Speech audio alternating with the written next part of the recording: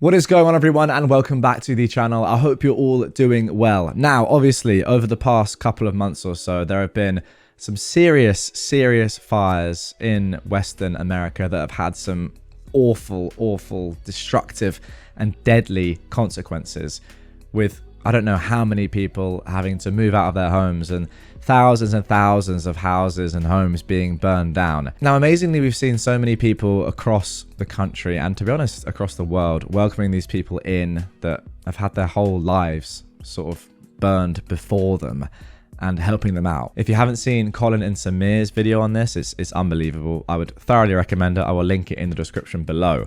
However, I saw this story on Reddit, and this comes from 2018 and takes place during the California wildfire in November.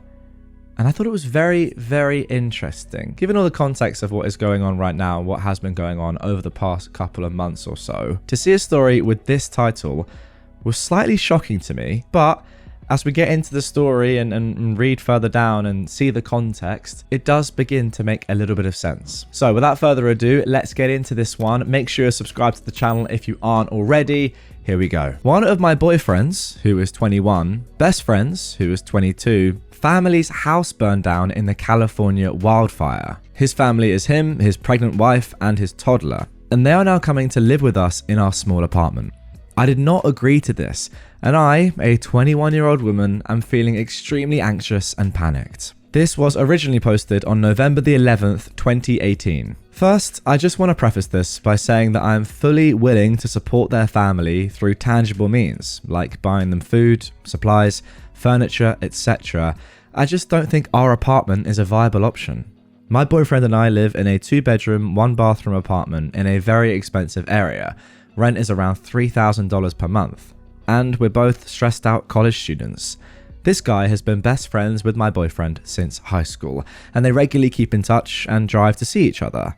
My boyfriend and I live in NorCal while they live more south. The friend has not been in a good financial situation for the last 2 years. He dropped out of community college after he got a girl pregnant, and they ended up getting married after she gave birth. She's now 7 months pregnant with their second child. My boyfriend and I usually go down to visit them together, and we always pay for meals, and I always try to buy a couple of toys for their 2-year-old. We have been in contact with them since last night. They were able to safely evacuate and bring some essentials, including their car, but their house has burned down. My heart aches for their family, and I really want to help them by transferring money or even calling some of my friends who live in SoCal to see if they are willing to take them in.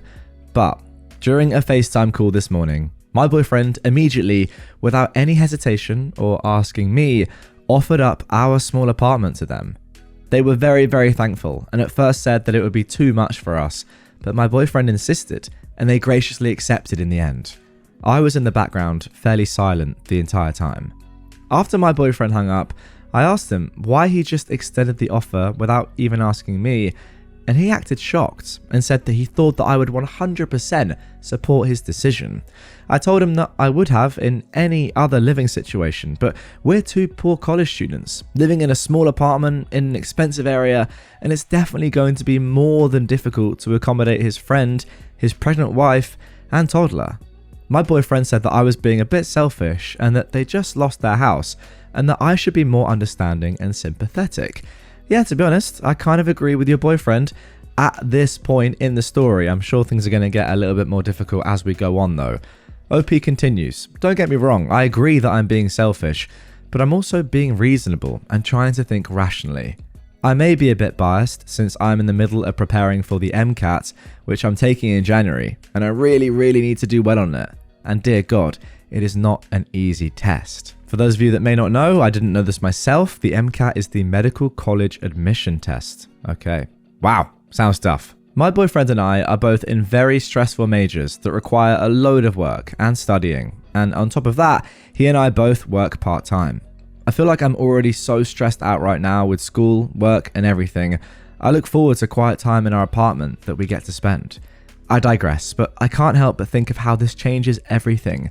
Of course, this is probably temporary, even though my boyfriend said they could stay as long as they need to, but right now is really not the time. My boyfriend and I argued over this for an hour, and I ended up just heading out for the day. My boyfriend is sticking to his plan, and he texted me saying that he's sorry and that he knows it will be hard, but to remember we're doing a good thing and supporting our friends in a time of crisis. I couldn't help but think that it was really his friend and not ours at all, but I might just be being bitter. They are planning to drive up tomorrow morning. I'm just so worried, stressed, and my anxiety is through the roof. I came home around 2 hours ago and noticed that my boyfriend has already set up a mattress in our second bedroom, which is our office/work area, and set up the couch. I burst into tears and I almost had a panic attack. I just don't know how to deal with toddlers, and I also don't know how to support and take care of a pregnant woman. My boyfriend comforted me, but I can't help but feel a bit resentful right now. He agreed to this without asking me, and I can't fight back now. I seem like such a horrible person. I'm still crying in our room as I'm typing this, and my boyfriend went out to stock up on groceries. God, I don't know what to do, and I feel so panicky. What can I do at this point, Reddit? I'm at a complete loss. Okay, so there we go. That is it for the original post, and I've got to say, when I first read the title and even like a few paragraphs here, I'm kind of thinking to myself, like, yes, you're going through a lot, OP, and I understand that. And you've got your exams and you're struggling just in life generally. Well, not struggling, but you're under a lot of stress. But I mean, these people have had their house burned down, and there are levels to this. However, the more and more that I read, the more I'm thinking this probably just wasn't a good fit, and surely there's someone else out there that could take these people in that, has more space, has more time, has more resources. I mean, maybe there isn't, but you would think that there is. And if there isn't, then fair enough, and fair play to your boyfriend for doing this. But the way he's gone about it, not asking you at all, that can't be a good thing. Like, his generosity and his selflessness is unbelievable, and I wish I was as selfless as this guy seems to be. Fair play to him, but you could argue it's gone too far, and if it's going to massively impact your guys' lives in a terribly detrimental way, I'm not sure if it's necessarily worth it. And yeah, not consulting your girlfriend is pretty crazy. I mean, don't get me wrong, having anyone move in with you, like if you're in a small apartment, whatever, it's going to be tough and you're going to have to make sacrifices, but I say that with the context of the fact that their house has just burned down. But it does seem like in this circumstance, it's not worth it. I don't know. It's close. Let me know in the comments down below what you are thinking right now. Obviously, there is an update to come in this one. I'm just thinking, like, if it's causing you to have panic attacks in your room and just be crying and feel so much resent and, like, yeah, just hatred, I suppose, that's not worth it. Now, one thing that is really interesting that I have to include here, and OP included this in a comment down below in the original post, is this. To be very honest, I'm not the biggest fan of their family. From what I could tell from visiting them with my boyfriend, they do not have their stuff together. While we visited them around 3 months ago, the wife regularly went out and partied while pregnant, and their toddler is extremely badly behaved. While I was there last time, I had to help change the toddler's diaper while the wife was out partying, and my boyfriend and his friend were playing video games. Okay, so maybe that's the context we needed a little bit more of, like, on top of all the fact that you don't have the resources to deal with them, you also just don't like them. And yeah, it's hard to sort of welcome someone into your home despite the circumstances when you've seen this, I suppose. But I'm not sure, like, socially and sort of like ethically, morally, where do you guys stand on this one? Should you let someone into your home when they've gone through such hardship and their home is burned down? Or if it's going to have such a negative impact on you, then is it worth it? I don't know, it's a tough one. Let's jump into some comments and see what the people of Reddit are saying. So first of all, somebody said, A, does he know the significance of the MCAT? Your feelings are so valid, OP. I can't even imagine being put in this position. My boyfriend just took the MCAT and he wouldn't see me sometimes for long periods of time because he needed to stay in the zone. B, there should be no obligation on you to help out whatsoever. This needs to be temporary. For the good of your future, your relationship, and your mental health. This kind of decision was not his to make on his own. You both lived there. Now, I agree with like the majority of that statement, that paragraph. I don't agree with there should be no obligation on you to help out whatsoever. Because if everyone thought that and everyone acted like that, then these people would be homeless. Like, somebody has to step up here. And I know like no one's going to want to, and maybe they don't have any family that can help, but somebody is going to have to be selfless and do it. Like, I don't think it's fair to say that there's no obligation on you to help out. I mean, yes, there isn't, but someone has to. C, is this even allowed per your lease? I'm in MA, but my lease has a clause prohibiting visitors for over 1 week, I believe. Maybe you can use this to your advantage in a subtle way to hopefully avoid another argument. Again, I'm not sure if I agree with that, like their home is burned down. I'm saying this all with looking at like the generosity of people in the most recent fires that just obviously were completely devastating. People lost their lives and their livelihoods and were being welcomed in at times by strangers and given stuff by strangers, and yeah, like living with people that maybe they didn't know too well, friends 100%, that were having to sort of like change their lives to welcome in people that had had their lives completely destroyed. Like, you do have to make sacrifices at times like this. And if this happened to one of my good friends, I would like to think that I would make those sacrifices as well. I don't think it's as easy as saying, oh, well, I'm doing an exam and we don't have the space or the money for you. Like, you I don't know. You got to sacrifice these things when someone's house is burned down. D, if they stay longer than a week, you should consider putting yourself first and moving out. The MCAT needs devotion and routine. And if you value med school acceptances more than or equal to your current relationship, go for it. This is important stuff. And E, spend as little time at your place as possible. Find small ways to help out that don't take a lot of time or energy to avoid arguments and help keep the peace. Do those small things and then leave your place for the day. Move some stuff to a friend's place so you have a backup plan if you've had a super stressful day and just need a quiet place to crash. Yeah, that's all pretty good advice, to be fair. It makes sense. It really does. And I'm in two minds. I get it. Like, from a personal point of view, OP is like, what on earth is going on? I cannot deal with this. And I know a lot of you in the comments are probably saying that as well. I just think someone's home has burned down. You're going to have to make sacrifices for them. OP replied to this saying, he knows the significance of the MCAT, yet he still chose to make this rash decision without so much as to even consult me about it. Yeah, I looked up our lease this morning and it says no visitors for over 1 week too. I think that's usually the norm. I would definitely be pulling that card as leverage. Thanks a lot for the advice. I really hope that this will be temporary. Now, the one thing I have to say is that your boyfriend not consulting you is disgraceful. It's the worst part of this entire story so far. I cannot argue with that one bit. Now, this is important, and this is kind of what I've been saying, I suppose, the whole time. Somebody said, do they have any other options? Honestly, my boyfriend would do the same thing, and I love that about him. It really, really sucks that this is during such an important time in school, but if these people have nowhere to live, I don't see how turning them away isn't a little heartless. Of course, you might need to stay at your friend's house to get studying done, but is that such a horrible trade-off for helping a family with no home? That right there, right now, and by the way, there's more context and of course an update to come, is how I personally think. What do you guys think in the comments?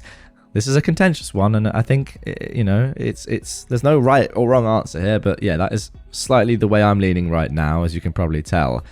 OP replied to this, saying, I think they do have options, but decided to turn to us because their family would be harder on them, push them to pay for themselves, get out soon. They both have family nearby. Ooh. In fact, the husband's rich family lives not far from us. However, they have already housed their family for a year and a half after she got pregnant at 18. And according to my boyfriend, they were annoyed at how they acted during that time and almost kicked them out. They finally caved and actually bought the house that they lived in so they could get out. I just can't deal with irresponsible adults in addition to a toddler in my small apartment. As others have pointed out, they can get support from the FEMA or even stay at a local shelter. Hundreds of people are doing this. If they need money or food, I'll gladly send it to them, but I can't offer up my space due to many reasons. I'm sorry if you see this as heartless, but I get the feeling that you would feel differently if you were actually put into my situation. That is super valid, and I do completely agree with that. If I was in that spot, it would be different, and it's impossible to say how I'd act or feel if I was actually physically in OP's shoes. So, it's tough, but I'm also thinking like, yeah, they can get support. Yeah, they can go and stay at a shelter, but you don't want to do, like, it's so much nicer to stay at a friend's house when you've already gone through so much, right? I don't know. Anyway, let's get into the update. This was posted just the next day. I never thought I'd be updating so fast. But everything was resolved in one of the most hectic and stressful nights of my life. Shout out to all of my supporters out there. You guys made my day yesterday. And to those of you calling me heartless because I don't think offering our living space up is a good idea when I've said that I'm willing to support them in any other way, F you. And by the way, guys, I'm not calling her heartless at all. Like, I completely get it. I was just saying, I think sometimes you got to make sacrifices for other people, and they can be very brutal, but so is your home burning down. Anyway, the pregnant wife, husband, and toddler arrived at our apartment last night around 9:30 p.m. They'd already told us on the way that their toddler contracted some kind of food poisoning and wasn't feeling well, which is what delayed them. Me and my boyfriend go down to greet them, and we realize they have so much luggage. There were 2 large suitcases, a duffel bag, and like 4 Trader Joe's shopping bags filled with random stuff and half-eaten food. Okay, cool. That's going to be fun, lugging up the stairs. I hate that from OP. What are you talking about? Obviously they have stuff. Like, their home's burned down. What are you expecting them to have? Just like only the clothes that they're in? Obviously they're going to have like some form of suitcase that you're going to have to carry upstairs. Like, that tone is, I don't agree with that. Anyway, let's carry on. So my boyfriend and the husband starts to bring their stuff up while I stay back and half carry the pregnant wife up the stairs because she feels too tired and nauseous. We get upstairs and I ask where Jake, the toddler, is, and the wife realizes she forgot to unbuckle him from the car seat and left him in there. She asked if I could go down and grab him. I wanted to say, not my forgotten toddler, not my responsibility, but alas, I decided to try to be gracious, at least for the first day. So I went down and unstrapped the toddler, who looked visibly sick. Again, like, I know these people might not be the best people or the best parents based on your experience before, but their home has just burned down and she is pregnant. She needs help. There were literally 2 bags of vomit, OP continues, next to him, which I removed from the car and threw in the trash because it would have been forgotten and become a severe health hazard. I tried to see if he can walk, and he started crying and started dragging himself on the ground, so I picked him up and carried him up the stairs. I set the kid down next to our couch, and Lord Almighty, this kid did not look good. His cheeks were flushed really red. There was dried vomit caked on his face, and his breathing seemed quick. I feel his forehead, and it feels really hot to the touch, so I run to the bathroom to get a thermometer. While I'm digging for the thermometer, I hear, "Again? Are you freaking kidding me, Jake?" So I rush out, and indeed, frickin' heck, the tot has thrown up all over our carpet. I wanted to cry. I run to the kitchen to grab paper towels, but the pregnant wife was already using some sort of napkin or cloth to sop it up, but she was smearing it and making it worse, and I wanted to die. I came to help her, and the tot is screaming at this point, while she is yelling at him to shut the F up. My boyfriend and the husband came over to help, but the wife told them to go away because she's got it handled. The wife asks if I would mind taking him to the bathroom to rinse him, and the only reason I say yes is because I'm seriously worried about the kid. I strip him and run warm water in our tub and put him in. Then I put a thermometer in his mouth, and lo and behold, he has a temperature of 106 degrees. Not a good sign at all. That, paired with symptoms of vomiting, rapid breathing, and looking really lethargic, is a combination good enough for the ER. So I yell for the mother to get to the bathroom and ask her where she thinks he got the food poisoning from. She says she doesn't know, he's just eaten fruit for the past 2 days. I'm freaking out because his symptoms are consistent with meningitis. The poor kid keeps grabbing his head and crying, so clearly he's got a headache too. I ask her if she's gotten him vaccinated for meningitis, and she said she doesn't think he's been vaccinated at all. I'm going into panic now. I feel Jake's neck, and I try to ask him slowly if he feels like it's difficult to move. He just cries more. I ask her to call for my boyfriend and husband and explain the situation to them, and the husband confirms the baby has not been vaccinated for the meningococcal back. Hope I'm pronouncing that correctly. So it's a no-brainer at this point. I tell them how life-threatening this infection is and that it may leave Jake paralyzed. The wife bursts into tears and gives the okay, so all 4 of us plus Jake get in their car to drive to the ER. My boyfriend is driving and I'm in the back cradling Jake and checking for rashes on his arms and legs with a cell phone flashlight. The wife is still crying. I'm close to crying. We finally get to the ER, and I tell them there is a 2-year-old with symptoms, blah blah blah, with no vaccination for meningitis, and we suspect he has it. They immediately bring him in and asked me if I was the parent, and I said no, and pointed to the wife who was trailing behind me in tears. They brought her in with the toddler and told me to stay in the waiting area. At this point, I take my first breath. 5 minutes later, the husband and my boyfriend come rushing in, and I tell the husband to go and talk to the staff so they could bring him in. He does, and my boyfriend comes to hug me, and F it, I just started bawling my eyes out. He keeps telling me he's sorry and that it's his fault. I'm still crying into him. He calls an Uber for me and tells me to go home and get some sleep and that he'll handle the rest. I'm too tired to resist, so I get home at like 12 AM, brush my teeth, and just crash after I got a text saying they put him on antibiotics and they're waiting for blood test results and the culture, but that he was stable.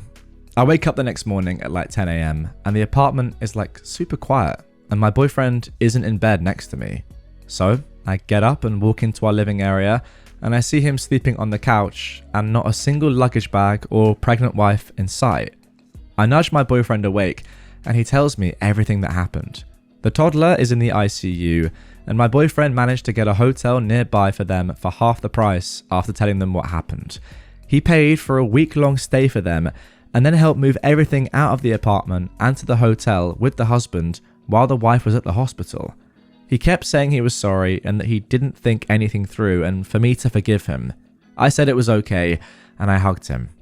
It turned out to be one heck of an experience I don't ever want to relive again, but I'm glad that Jake is safe and I'm glad they won't be living with us. Okay, so that is the end of the update. OP has just added a few more key points as well for further context. So the pregnant wife, husband and toddler, she says, chose to drive over 600 miles to live in our 2-bedroom apartment instead of living with the husband's wealthy, only around 200 miles away, family, who were also the ones to pay for their house and house them for 2 years.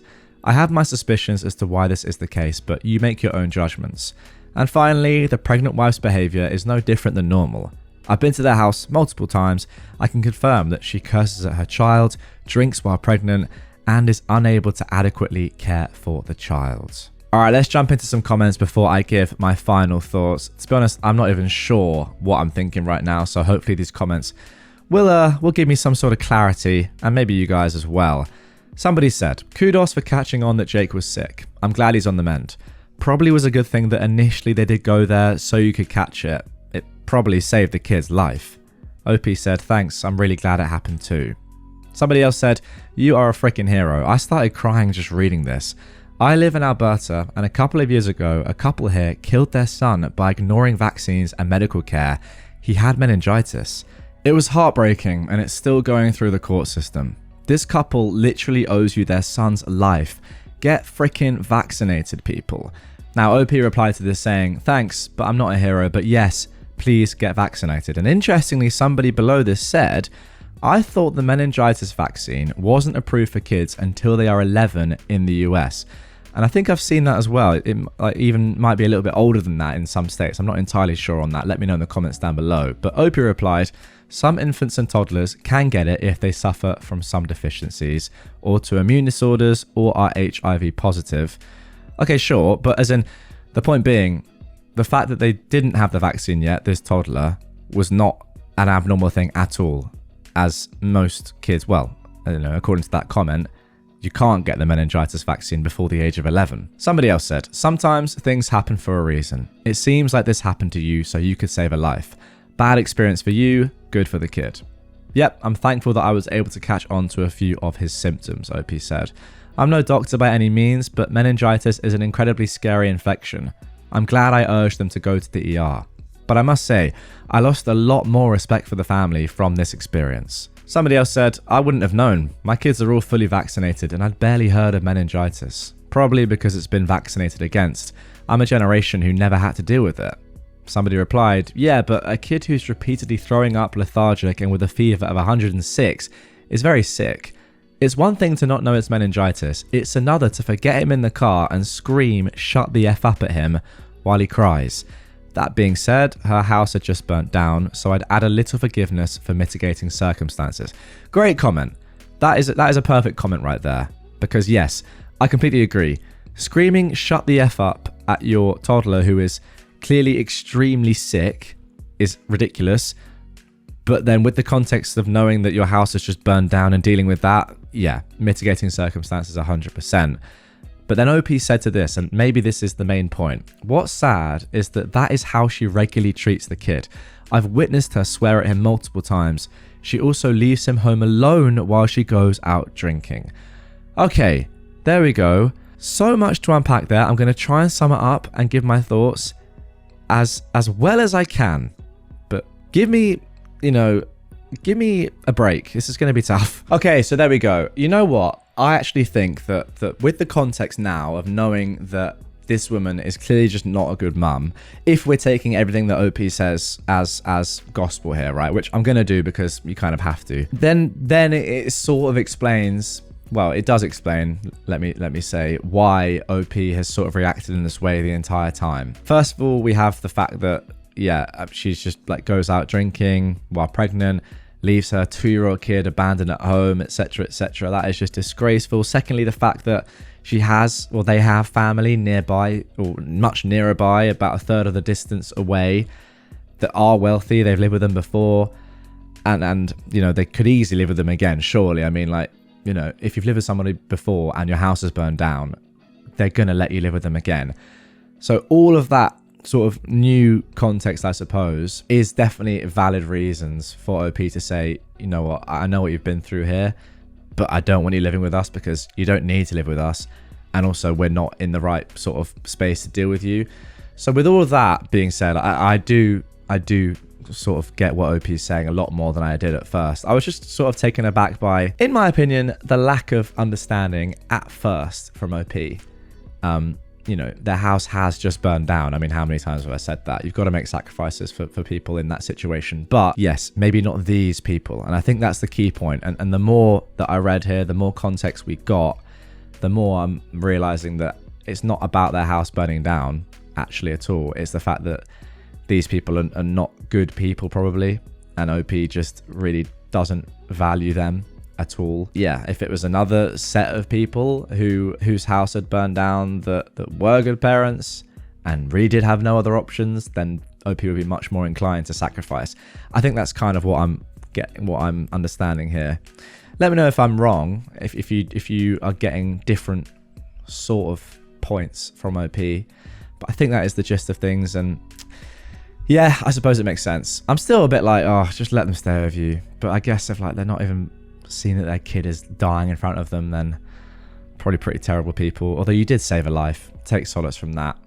And again, I do agree with that one comment about the mitigating circumstances. It's tough to know. There's a lot going on in the story. I'm still not 100% sure what I think, but yeah. You guys let me know in the comments down below what you think. What's interesting is that some people in the comments of this are like, they're not buying it fully. So I want to put this comment on screen. I do want to end with this because I'm not sure if this all adds up, to be honest. I've just sort of semi-skimmed through it again. Let's put this on screen. Am I the only one whose BS sensors are going off? Some things just aren't adding up here. OP somehow picked up diagnosis of meningitis from the few symptoms: vomit, fever, headache.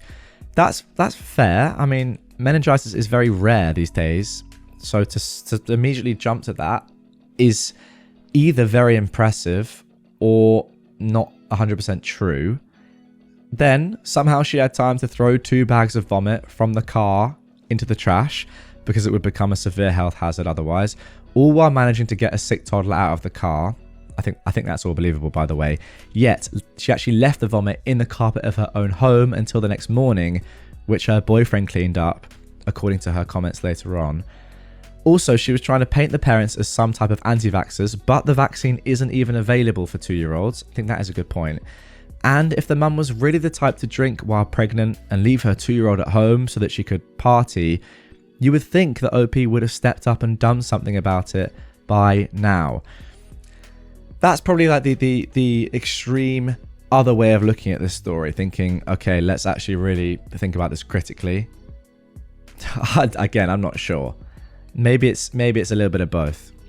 I do slightly get what this comment is saying though.